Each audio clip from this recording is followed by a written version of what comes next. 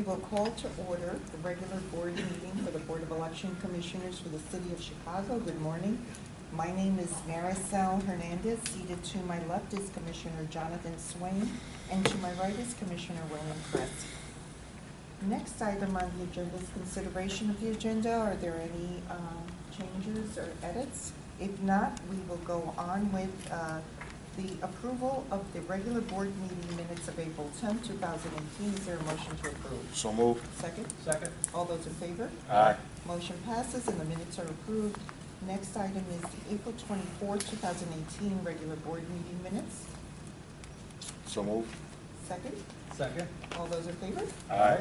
Motion passes and the minutes are approved. And lastly, the May 22nd, 2018 regular board meeting minutes. Is there a motion to approve? So moved. Next. Second. All those in favor? Aye. Great. We have all those minutes approved. Next is the Executive Director's report. Mr. Gough. Thank you, Madam Chairwoman. Just to let the board members give them an update. On June 6th, we had a meeting. The Chicago Board of Election had a meeting with the State Board of Election and with Equip for Equality. Tracy, could you step up? Sure. It was all the work that we've done on accessibility in Chicago. We spoke to the State Board. The State Board would like to work as a group, but I'll let Tracy talk to what Equip's going to do with the State Board. Okay, we had a nice meeting last week with Mr. Gough and also representatives of the state election board, both in Springfield and Chicago, by video conference. And we explained to them what we have been doing with the city with regard to accessibility, meaningful access to the polls for people with disabilities, and asked if they would be interested in joining in a similar partnership with Equip for Equality in the same vein as it is with Chicago, and help polling sites throughout the state become more accessible to people with disabilities. And they were very interested in working with us. They realized that's a much better way than having the Justice Department keeping an, taking a more active role. And the Justice Department is happy with us working with the state as well. The State Board is very interested in our survey that we've used in Chicago.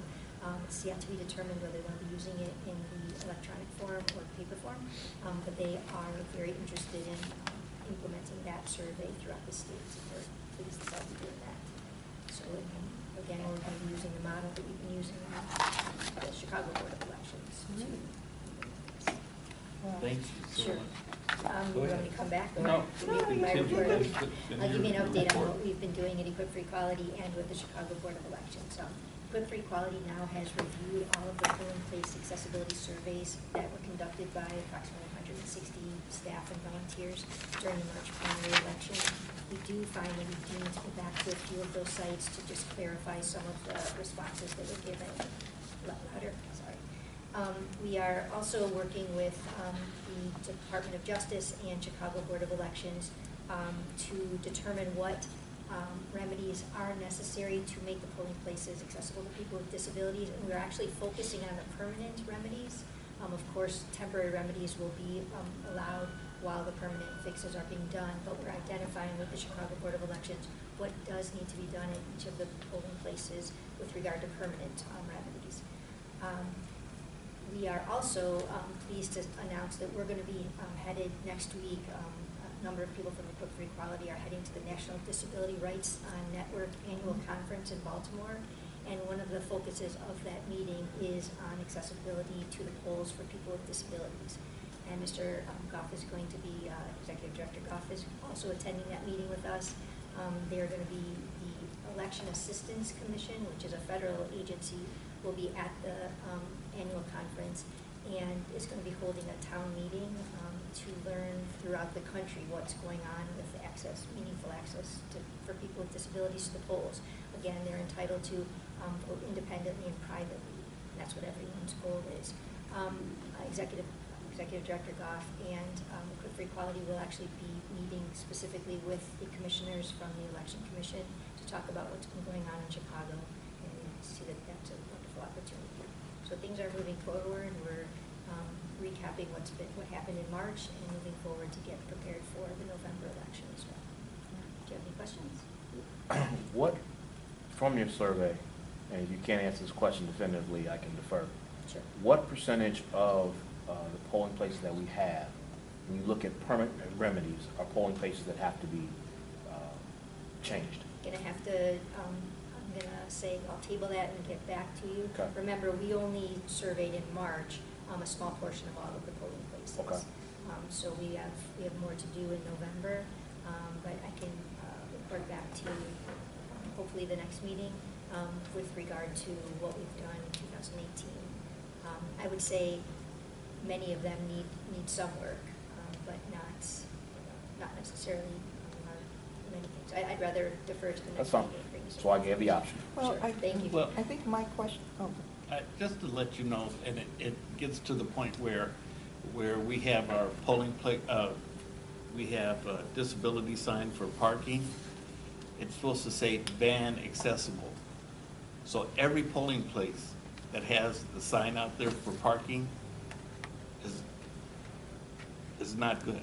I mean, it's not, So it's if not, it in did- it's not in compliance. Right, so if it didn't say So, van accessible, it's it's not not in compliance. compliance, but so that's all of That them. can be fixed very quickly. but Right. is that considered a permanent There's a remedy? permanent sign. Yes, I mean, it's we can- it there's should be a permanent sign. So that means we have to do all those. So what we're gonna do is put temporary signage in until the city can make it permanent. And that was my question, because when we're talking about permanent remedies to a third-party location, it's not, it would be something that we would have to work with the city or with that. Well, Right. that's what we're doing, That's the and, next and step. we're setting up a meeting with all the different agencies, with the public schools, with Park District, Library District, 2FM, all of the locations that we do most of our polling places with. We're gonna have a meeting and go over what's right, what's wrong, what needs to be done. We're gonna look at doing temporary fixes, but they're looking at doing permanent fixes, and that's what we're working on right now. Another helpful aspect, I think, is that the Department of Justice is working on a letter on our behalf, well, from them, but explaining to these agencies, our sister agencies through the city, that these are responsibilities they already should have met years ago. And so it's not just the Board of Elections asking for this. And at that meeting, Department of Justice will be there, we will be there with the Chicago Board of Elections, so it's gonna be a. It strikes me that if depending on the answer to the question, which has been tabled, it would be more reason to push vote centers and things of that nature. So And that's really the impetus of my question, because I think vote centers are the answer for what we're looking at. So the question becomes, how do we look at what our situation is today and get some reality around how soon we need to move towards that. Right, and we have spoken to folks down in Springfield about vote centers, and we haven't had the door shut on us, but nobody's moved to do anything yet. Sure. But the more facts we have that kind of drive this conversation, the better off we are. Yes. I just would like to say, I am just so impressed at the level of cooperation, the level of energy that's been going into this initiative, and now to hear that both the state and maybe nationally going forward from here, that's very heartening. Thank you. Well, what happens is when we looked at the state's website, we found out that they're saying the whole state is like 100% accessible. We know it's not. So that's when we sat down with the State Board of Election, and that's why we're going to work out these Well, issues. thank you for, Mr. Gough, for your initiative and as well as yours, because if it wasn't for both of you, and the Quick for Equality, I don't think the state it would have been brought to the state's attention, and these steps would not be taking place. We're pleased that people are working, Thank you. willing to work with us. Thank you so much. Thank you. Thank you. Other items is that we're getting ready for the 2019 election. We haven't had the November election yet, but we're getting ready to start working on the database for 2019. So we need to get prepared for the November election and what we're doing in 19. So we're working on that right now. And that's basically all I have. We have some other information that I'll be sending out in a memo to the board members. So begin that soon. Mr. Holliday will not be in. He will be in later on. He's got an excused absence.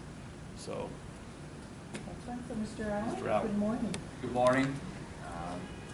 For 5 quick items.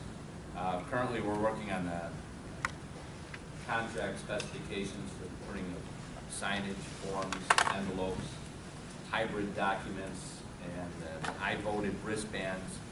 And this will be a contract. We're working with Ms. Blomisher, purchasing agent, for to finalize all the specs. But this will be a contract that covers the November election and, as Mr. Gough referenced, the February and April municipal elections and runoffs. Next, we're preparing budget documents with Mr. Pacho.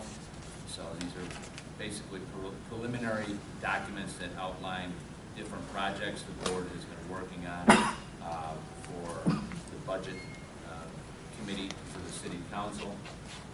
Next, we have a bid opening this week on the 14th for the canvas mailing, which is designed to do our best to clean up the rolls before the 2018 and 2019 elections. And that bid opening is going to happen, I want to say on the 14th. So because of the time, if the winner is an apparent winner, I'm asking that we be able to poll the board ahead of the next meeting, because the next meeting won't be for another 2 weeks. And if we can poll the board just for the purpose of advancing a purchase order, if, again, assuming that we have a clear-cut winner, there's no issues or anything like that in the bid opening.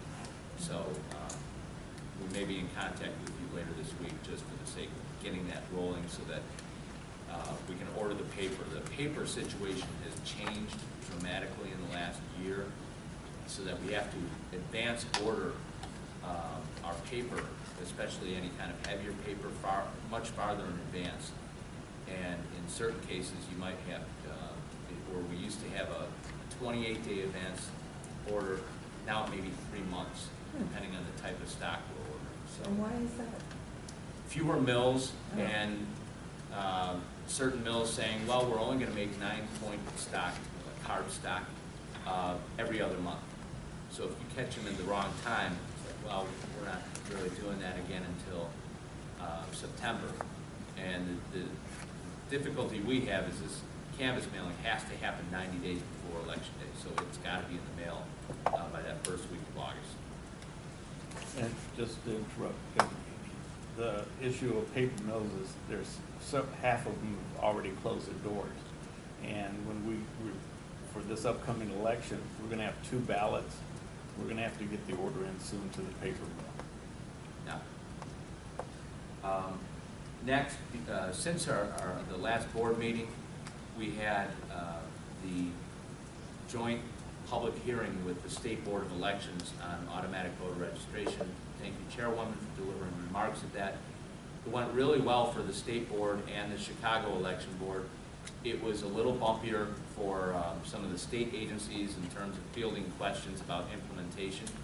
This was easily the most attended, the public hearing with the highest public participation. We packed the lower level conference room. There were probably about 65, 80 people down there, a number of whom also gave comments about the Secretary of State's plans for implementation, signage, language translation, all kinds of things. So it was a very successful meeting. It was also the only public hearing that was videotaped, and we put it up on YouTube on our channel. So, lastly, Mr. Gough and I are going to be working on brainstorming on working with those same voting activist groups to try to talk with them about some of the issues that we touched on earlier with Equip for Equality, expanded vote by mail, vote centers. So hopefully we'll have a plan back to you about that in the next couple of meetings. Question, Mr. Allen. Yes, sir. And it goes back to a conversation we had some months ago with regard to paper. in light of what you're saying and what you've articulated about the lead time on paper ordering, what is our contingency plan should a court order us at some point to put a name back on the ballot after it's been printed if it takes 3 months to get paper? I'm not saying the probability is high, but it's within the realm of possibility. And so I guess I'm concerned as to, I would hate the issue of paper being stopping us from making a good decision, a right decision. Just out of the box, there are a couple of concerns. You don't want to try to order so much paper that by the time you use it, the condition of the paper has changed. Generally, what's the life on the paper that we're ordering? 6 months? It depends on the paper. It depends on the manufacturing process that was used. But the heavy stock that we use for the ballot scanners, the fortunate thing is right now we can order enough stock for that contingency for both November and February, because we've got the April to fall back on. So we can order enough for February, for example, and have that kind of in the pipeline. Sure. And then by February, we can order enough for April and have that in the pipeline. And there shouldn't be any court orders. I'm jinxing myself now. In terms of April, barring any kind of runoff, that's our nightmare scenario, is that that it's really clear who is the top vote getter for the runoff. But then if there's a runoff, if there's a recount rather for number 2 and 3, we don't know who the second place winner is. That's our nightmare scenario. Or in the case of the next primary election, where you don't have that scenario, correct? Yeah. And that's really where, I mean, yes, you have this nightmare scenario articulated, but Ideally, by 2020, we'll have a different system. okay. We'll have a different voting system where you're basically printing ballots as you go. Okay. And so then you're not, you're So the paper, gained a lot so that of flexibility. That You paper can issue goes away. You can reprogram the equipment so that it just prints with or without candidate Smith's name. And so right now, we have the opposite of flexibility. We have to print Okay. and then test. So Well, this is- ideally, you're adding one more reason why we need to have new voting equipment. Okay. Plus the newer equipment that uses a plain paper or something that gets printed after the voter makes a selection. Exactly. You're printing the ballot as the person is using it on the touch screen in a lot of cases. So Because this is an industry-wide thing, it's not going to be changing anytime in the future. no, it's going to get worse. Yeah. This situation is going to get worse. Because they're cutting down their inventories. Well, it's also the heavy stock paper, you know, not everybody produces that much. And that's why if we go to standard paper, everybody will be able to operate from that. Sure. But what we do is, we're talking about right now, Gary and I have been meeting about right now, to make sure we have enough paper to get us through these next couple of elections. And with that issue of something, if they have to reprint an entire ballot. So this paper issue is really basically an 18-month issue. Yep, and we Okay. do this all the time, though. This isn't something that we just, that's the first thing we started talking about, paper and what we have to do in case of emergency. And we've had some, the mills even hold paper back, waiting to see what happens with our election. I'm sorry. Any further questions? Okay, well, thank you, Mr. Nolan. I'm sorry, one question. Do we pay for that paper they hold back? No, we do not. Okay. Next item on the agenda is old business, infrastructure projects and changes in election administration. I'll couple that with voting equipment. Mr. Gough, is there? I'm talking to staff right now about what we need to do to get this back on track, so we will be giving something to the board members in writing soon. Thank you. Electronic poll books? Mr. Holliday's not here, everything seems to be going quite well. In fact, we have representatives from ES&S here now, so. Okay. Sue, everything's okay? Everything's okay. Thank you. Great, thank you. And legislation, Mr. Lester? The day after our last board meeting, the pretrial detainee voting bill passed both houses. It's been sent to the governor. I do not believe it's been signed yet. I was just talking with Steve from our mail-in ballot room. We're going to have some discussion inside the agency as to how we're going to facilitate this law should it become either get signed or pass the 60 days. So that is coming down the pipeline. Mr. Gough and I have been talking about wanting to push a little harder on the bill that would have schools close on Election Day. It's just been held up in committee, hasn't had any action since April. But, you know, it's just becoming more and more important, we think, to try to, as a security issue, safety issue, get the students out. We'd love to use those teachers on their day off as poll workers, too, so we could make it a win-win situation. I've added a new bill to our watch list. There were news reports last week that there is a citywide referendum petition going around for a mayoral term limit and to go on the ballot for this November. Now I've come to learn that there's also a bill in the House Bill 5698, which if it passes would deal with term limit referenda or ordinances, or so if the city were to enact a term limit by ordinance, or if the people do by referendum, this bill would say that the term limit can only be applied prospectively. You can't count the current terms of office of someone who's currently holding. So that's just a legislative proposal I'll keep my eyes on, because it would, depending on when it passes, directly impact this referendum that news reports say has petitions on the street. Other than that, there's been no real substantial movement on the bills we've been watching, except have we discussed the bill on the spending of the HAVA funds?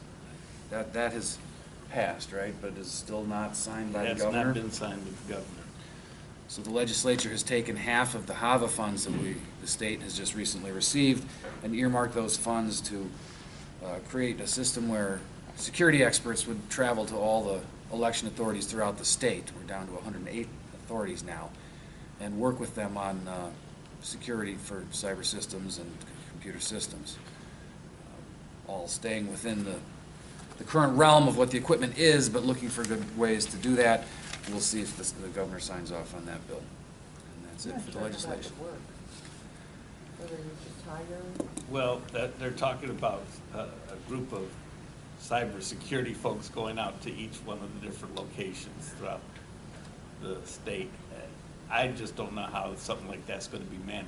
The state board does not want to manage something like that right now.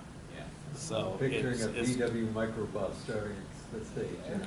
Well, and Geek Squad. Yeah, exactly. Yeah, it's something that it makes sense.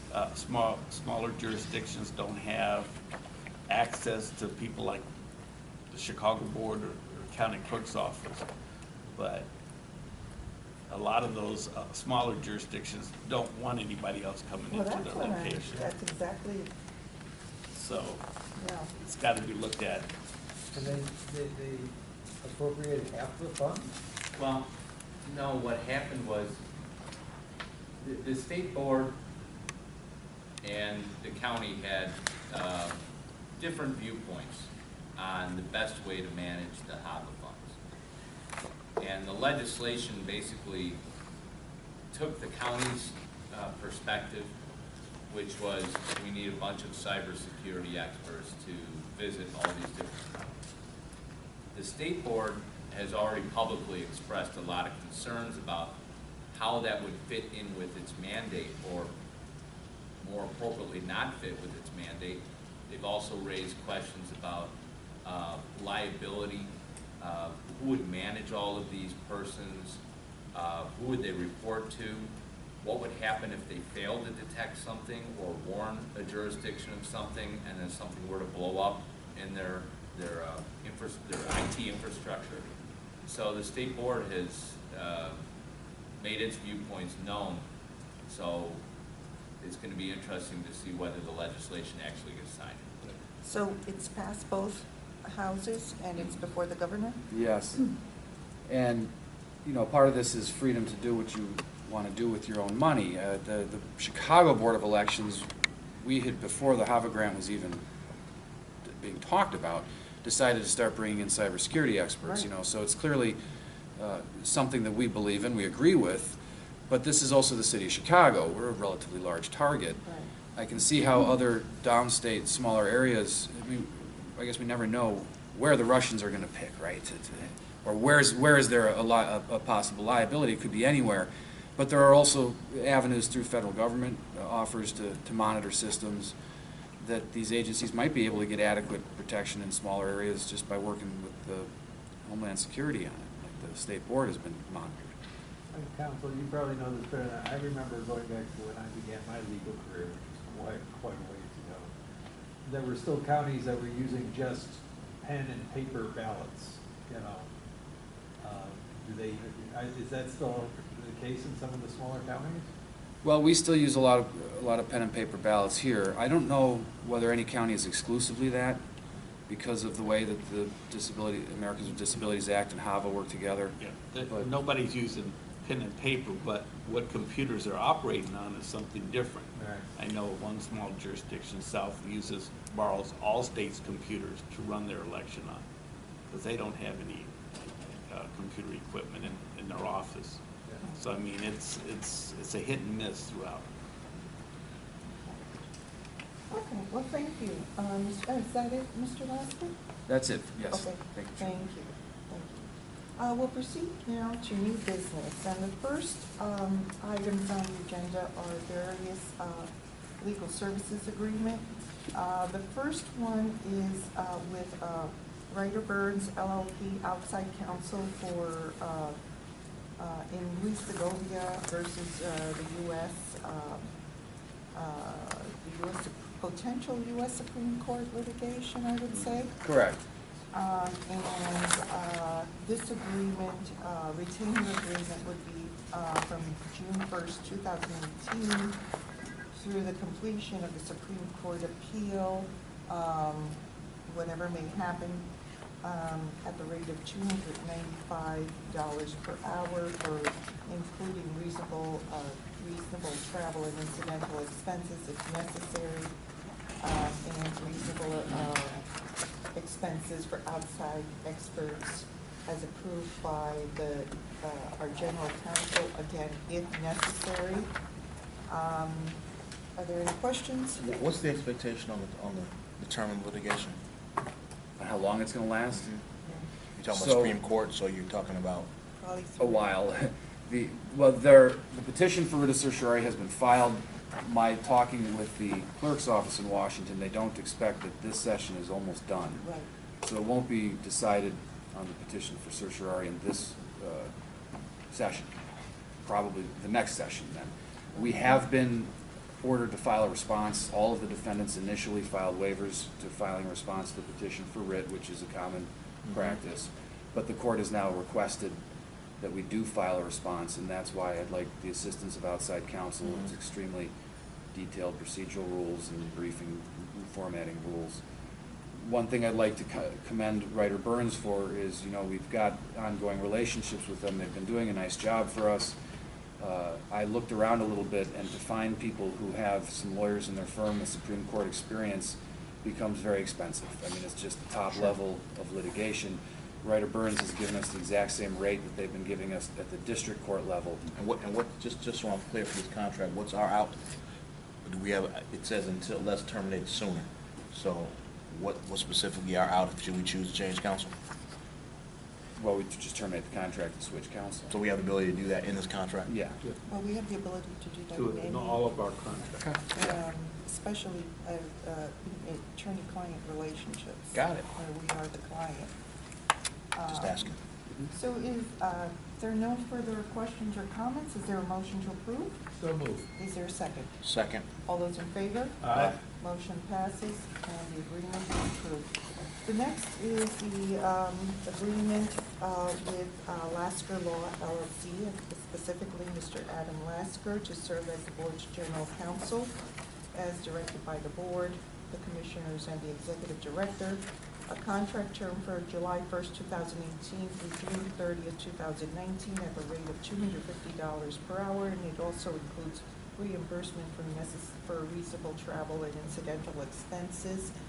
Are there any questions?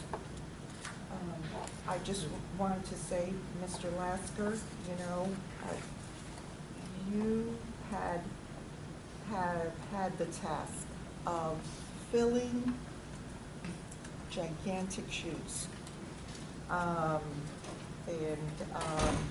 You have done so superbly.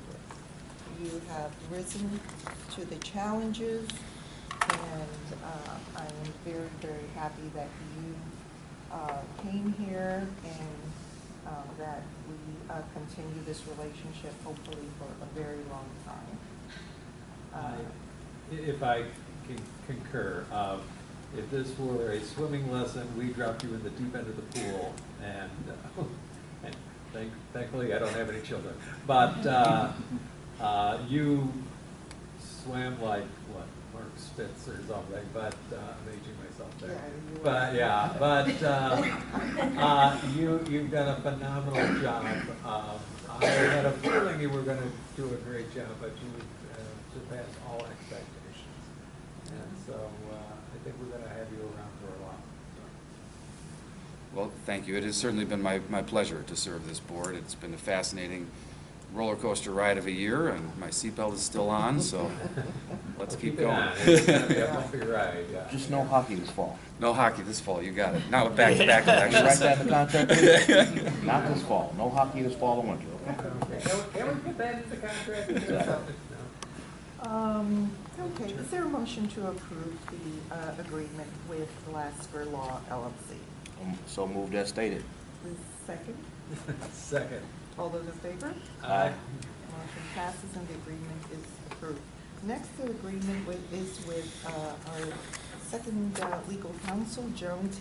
Agnew, and that is for the term of June 1st, 2018 through May 31st, 2019, at the rate of $250 an hour and reimbursement for reasonable travel and incidental expenses.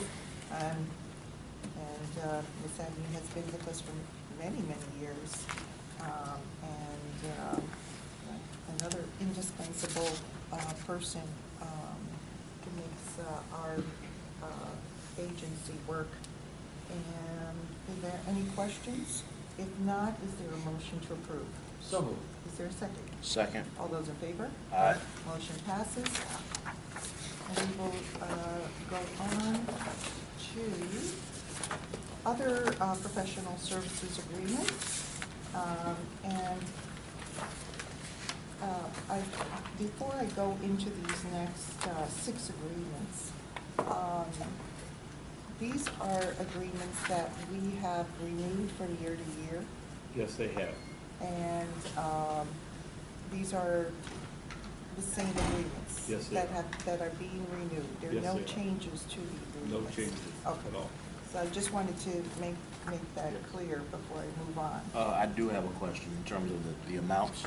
I know at some point in time with a couple of these, we increased the amounts because of work that was done in the last election, but these are now reflecting the previous amounts. Correct. Got it. Okay. Oh, wait, no, You said wait, no, I'm sorry, I misspoke. the What- caps have been, The the caps caps have been raised. raised because rates we're are the going same. into several elections. Okay. That's Yeah, why we we've had got to do that. We've got November, The February, actual and April. hourlies are the same, the caps have. That's what I mean, the caps have been raised. Have been We raised. raised the caps on 2 of these Yes. last election because of the time that was spent with all the back and forth. Correct. Correct. And now we're, okay, So we're leaving the caps up because now we've got 3 elections within the next 12 months. exactly, Got it. okay. The first is an agreement between the Board of Election Commissioners and Dean Fitkiss, and that is for the term of June, let's see,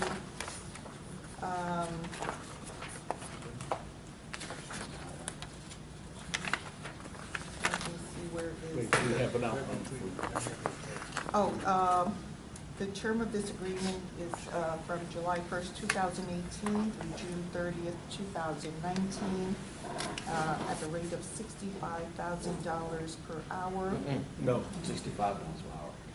What did I say? $65,000 an hour. That's my contract. I'll take that job. Sorry about that, $65 per hour, at an amount not to exceed $70,000 over the term of this agreement. Is there a motion to approve? So moved. Second? Second. All those in favor? Aye. The next one is a professional services agreement between the Board of Election Commissioners and JPA Consulting, Mr. Allen. And under this agreement, the term of the agreement shall be from July 1st, 2018 through June 30th, 2019, for the sum of $12,500 per month to perform all public media, public relations, strategic planning, community outreach, and related communications. Is there a motion to approve? So moved. Is there a second? Second. All those in favor? Aye. The next contract is between the Board of Election Commissioners and Guillermo Perez. And this agreement is for the same term, July 1st through 2018 through June 30th, 2019, the rate of $50 per hour. And the sum during this period shall not exceed $90,000. Mr. Perez will assist and advise the board on issues relating to the board's responsibilities under Section 203 of the Voting Rights Languages Assistant Act, and act as a liaison to the Hispanic Advisory Committee, and act as a representative of the board to the Hispanic media on matters of importance. Is there a motion to approve? So moved. Is there a second? Second. All those in favor? Aye. Agreement passes and is approved. Next item on the agenda is an agreement between the Board of Election Commissioners and Gary Recisin. And under this agreement, the term of which shall be July 1st, 2018 through June 30th, 2019. Mr. Recisin will serve as the ballot preparation specialist to the board, attend the many meetings with Dominion Voting Systems, do ballot layout, supervise ballot quality control and print orders, and be responsible for final ballot layout, preparation and circulation of ballot printing, and other duties as assigned by the Executive Director. I'm not sure I said this, but the rate is $65 per hour in an amount not to exceed $100,000 over the term of this agreement. Are there any questions? If not, is there a motion to approve? So moved. Is there a second? Second. All those in favor? Aye. Motion passes and the agreement is approved. The next item on the agenda is a professional services agreement between the Board of Election Commissioners and Sarita Villarreal. Under this agreement shall commence on July 1st, 2018 and will expire on June 30th, 2019. Ms. Villarreal will assist and advise the board on issues relating to the board's responsibilities under Section 203 of the Voting Rights Languages Assistance Act, and act as the board's liaison to the Hispanic Advisory Committee and representative to the board, to the Hispanic media. Under this contract, Ms. Villarreal would receive $35 per hour for her services in an amount not to exceed the total sum of $70,000 over the term of this agreement. Any questions? If not, is there a motion to approve? So moved. Is there a second? Second. All those in favor? Aye. The next agreement for our consideration is between the Board of Election Commissioners and Shobana Jory Verma. And under this agreement, whose term would be from July 1st, 2018 to June 30th, 2019, Ms. Verma would act and advise the board on issues relating to Section 203 of the Voting Rights Languages Assistance Act, act as the board's liaison to the Asian Indian community on issues relating to serving the needs of Asian Indian voters, act as a representative of the board to the Asian Indian media on matters of importance. Her rate would be $45 an hour for a sum not to exceed $90,000 over the term of the agreement. Is there a motion to approve? So moved. Is there a second? Second. All those in favor? Aye. The motion passes. Next item on the agenda under new business are lease agreements. And we have before us a 36-month lease agreement with Pitney Bowes for a second Send Pro 3000 mailing system. And is this Laurel? Yes. Good morning. Yes, this is a second mailing system that will assist us when we're receiving ingoing and outgoing ballots and vote by mail. And since there's been such an increase in popularity and statistics have shown it, that the vote by mail has increased with so many of the registered voters. So by having the second piece of equipment will enable us for the next few elections, and so we were looking to benefit from it. We're also returning a piece of equipment that has not been to our advantage, which is an envelope extractor. So what we intend to do is take the money that we've had allocated for that particular lease renewal, be incorporated to the new lease for the second item that we're looking to purchase. Okay. Okay? Thank you.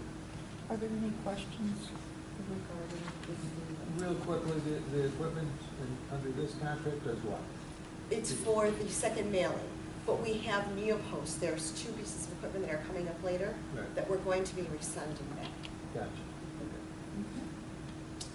If there are no further questions or comments, is there a motion to approve the 36-month lease for the second Send Pro 3000 mailing system with Pitney Bowes for the amount, Laurel, what would be the amount? I just want to make sure. The amount is, sorry, it is for a total amount of $19,273.80 for the entire 3 years. And what they will be doing to us is they will be billing us on a quarterly basis of $1,606.15. Thank you. Is there a motion to approve? So moved. Is there a second? Second. All those in favor? Aye. Motion passes and the agreement is approved. The next item on the agenda is a 36-month contract renewal lease with Neopost for Omation 306 enveloper, which is a letter opener.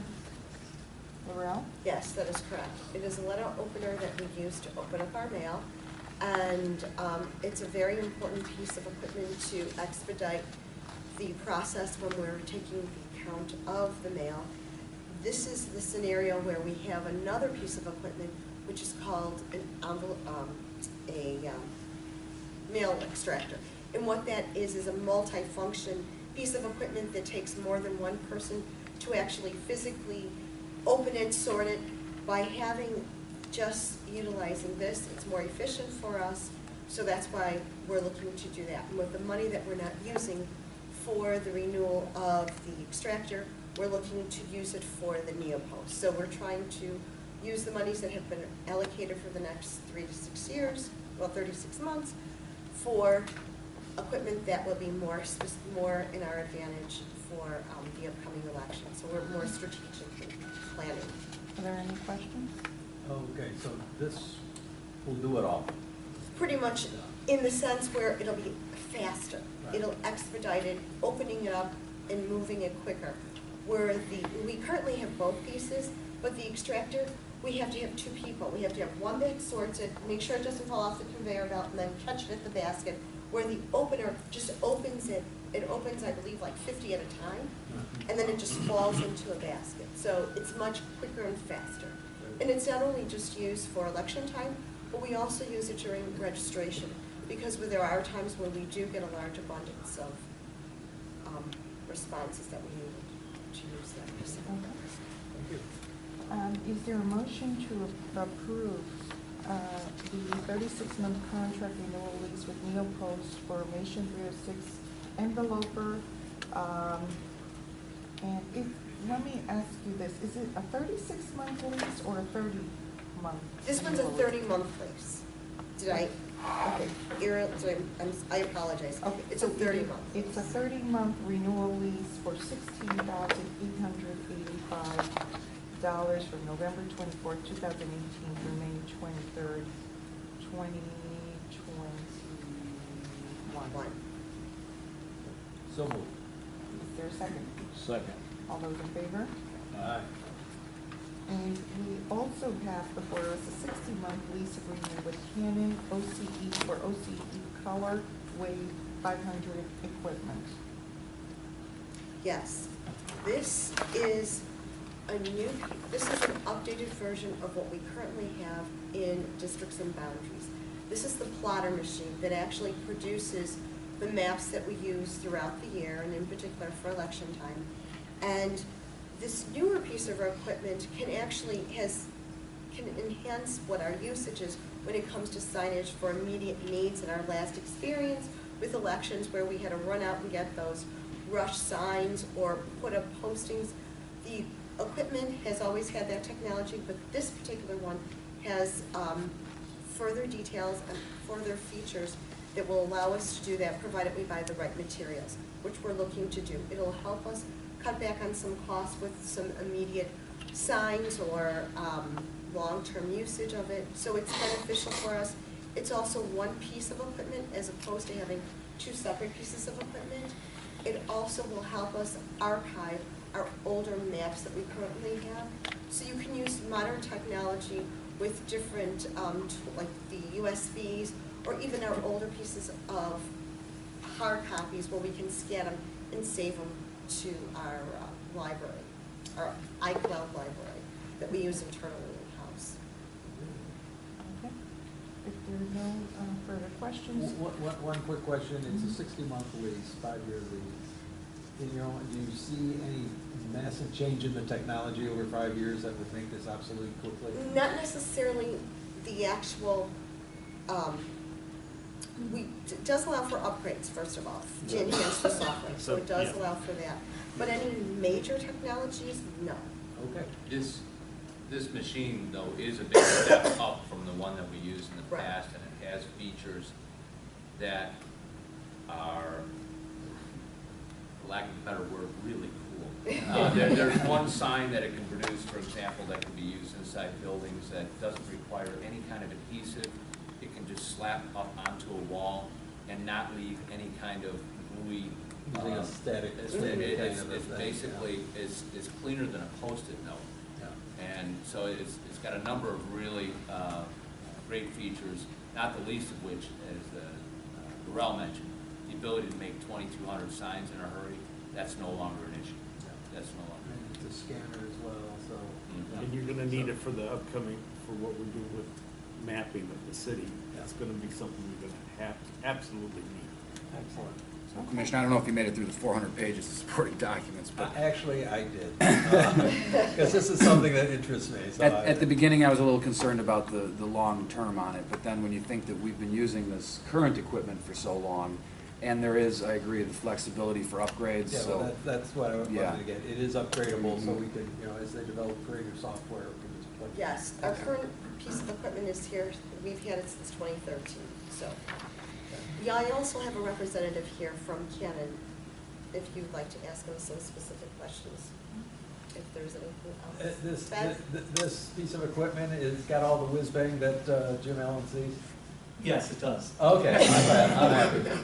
Great, thank you. Yeah, Good it's answer. very impressive. I want to see I was it. telling Laurel earlier, in a previous life, I sold and owned a company that dealt with microfilming equipment, but also reader printers. And I went to the school to learn how to repair these machines and stuff. So I was reading this with like, wow, this is great, so, yeah. So, yes, You can bond. I'll make the motion to say, yeah, we'll bond later, yeah. Go right ahead. Is there a motion to approve the lease agreement for the Colorway 500 plotter with Canon Solutions for a term of 60 months, beginning June 12, 2018 through June 11, 2023, in the amount of $908 a month for a total of $54,480 over 60 months? So moved. Second? Second. All those in favor? Aye. Okay, Thank you. motion passes and the agreement is approved. Next item on the agenda is a legal report. Mr. Lasker. We've already discussed Segovia. I want to just touch on a Supreme Court decision that came down yesterday. I started getting a few calls from voters who were not properly understanding what happened, or at least not understanding how it affects or does not affect what's happening here in Chicago. So the Supreme Court yesterday did uphold the state of Ohio's procedures for scrubbing voters from rolls based on a lack of voting. Under the federal law, the National Voter Registration Act, there are certain requirements that the procedures you have to follow as an election authority to remove voters from rolls. And in Ohio, the general rule is that someone has to have not voted in 2 federal election cycles before they could be removed for the purpose of not voting. And there has to be communication given to the voters about it. Ohio would send someone a notice that they did not vote in the last federal election, and if they continue to not vote, they'll be removed. And then if the subsequent elections go by and the person has not voted, they will then be automatically removed. That's what the court has upheld. That's a different procedure than what we do in Chicago. We never start the process until after 2 federal election cycles have gone without someone voting. At that point, we will begin the process of sending a letter to the voter, informing them that if they don't respond to the letter, they may be removed from the rolls. And so, we are well within compliance under the federal law. The Ohio case is a different fact system, it's a scenario than how we do things. However, there was also a district court case in the state of Indiana that was brought to my... I'm sorry, can you go back? Yes. Go further. So, 2 federal elections, Yeah. you send a communication We will then send a letter saying saying... that you may be removed, Yeah, not shall be, correct. which distinguishes us from Ohio, Right. correct? Well, Ohio says, because in Ohio you haven't yet reached the threshold of required minimum 2 federal elections of not voting. So they can't send you a letter. I don't know exactly what their letter said, but it didn't say you shall be. It would say that if you don't vote in the next election, Then you shall be. Got it, Yeah. okay. After we send the notice, then what? So when we send the notice, it asks the voter to respond and to send it back and tell us, no, I still live here and I still intend to be a registered voter here, in which case we will not cancel the registration. The only way the registration gets canceled is if they never return the letter to us, or the letter is sent back to us as undeliverable. It has to be a forwardable letter. If it comes back to us as non-received and then they don't vote, we can cancel. In the state of Indiana, so we have a electoral board hearing officer, Joe Morris, who brought to my attention, and he's in the room, so thank you, Mr. Morris. The district court in the state of Indiana ruled a different way just the day before the Supreme Court case came down, and they enjoined Indiana from using its procedures under these laws. It's not sending letters out. Okay, so in a situation like this where the voter has not asked to be canceled, the voter has not confirmed that I've moved to another address, Indiana has just been removing voters for a failure to not vote. And they may have been waiting the requisite 2 federal election cycles, but they're not doing the requisite mailing communication to the voters. Notice. Is The the notice notice to voters. required under the federal law? Yes, it is. Yeah. So I just wanted to, for any of the public that's concerned and listening, Chicago is not like Ohio. We're doing it much better. We're going to continue to do it the way we do it because it's the best way under federal law. The law does put a burden on us to keep our rolls clean, so we have to do these things. But we're doing it in the most responsible way possible, and absolutely with communication to the voter. And plus, we do have a safeguard, we have same-day registration also. And that is the big safety net of everything. The other thing is when your registration is canceled, you can call us up and tell us that it's been canceled in error, and we will reinstate. Or show up at your polling place with the proper ID on election day and go ahead and re-register yourself and get a ballot. Plus, we have frequent canvassing through the mails that keep our rolls hopefully fairly well. Yes, we do. We canvass more often than is required. And we're gonna be doing it again too. Yep. Mhm. And our process is determined by who?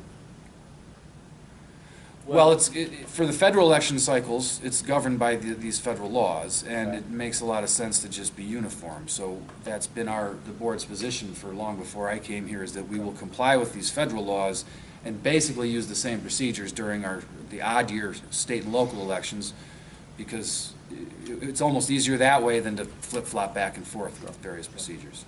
And to give voters the most ability to stay registered when they're properly registered.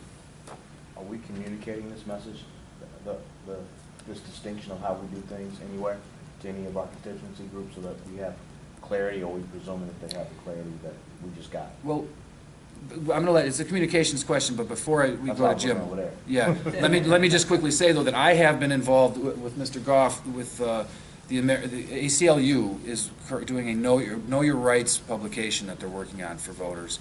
And there have been many other groups that have been working together on that project. And specifically what we did on behalf of the entire group is work with the registration and election day sections. So we've definitely been communicating the way this works to those agencies so that that information, to the extent it's informative to the public, gets out there properly. And then there's Mr. Allen. We certainly can send out information about our system, but as Adam pointed out, it's a little bit different. We start with a mailing, we wait for it to come back, returned undeliverable, then we have the second forwardable mailing so that if they've moved somewhere else in Chicago, if they've moved to Scottsdale, Arizona, they can still receive that notice, respond to it with a business reply mail card, and stay on the rolls. But then if they don't reply, if it's forwarded, or if we discover they're registered now in a new jurisdiction, then we can go ahead and cancel that registration. We do it more often because we have a much more mobile population.